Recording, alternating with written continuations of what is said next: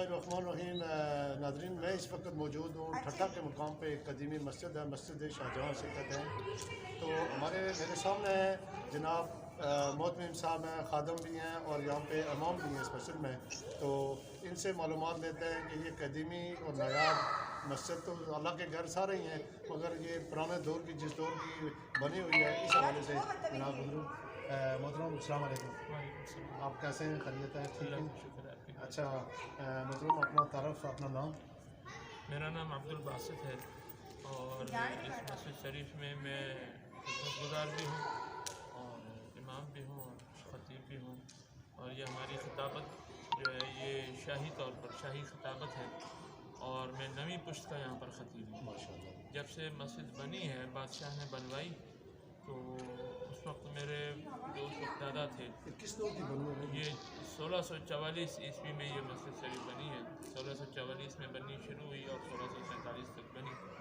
تو اس وقت جنہوں نے اس مسجد کی بنیادیں رکھی، اس کے بعد اس کی تعمیر میں حصہ لیا اور ان کے سب کو لیڈ کیا، حضرت علامہ عبد الرحمن صدیقی رحمۃ اللہ تعالی علیہ۔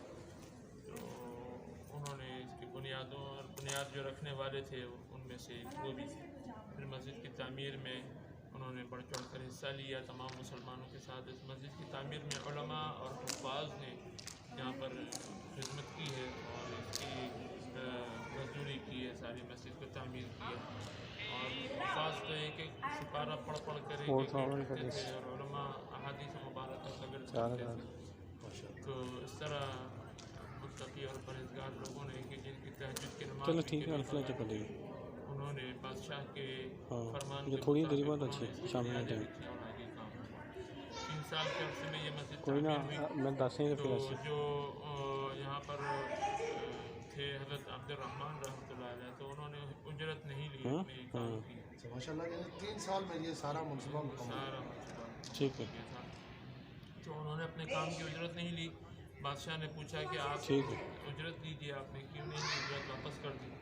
تو انہوں نے فرمایا اگر کچھ دے سکتے ہو تو مجھے مسجد شریف کے مین گیٹ پر صدر دروازے پر رکھ دیجیے گا۔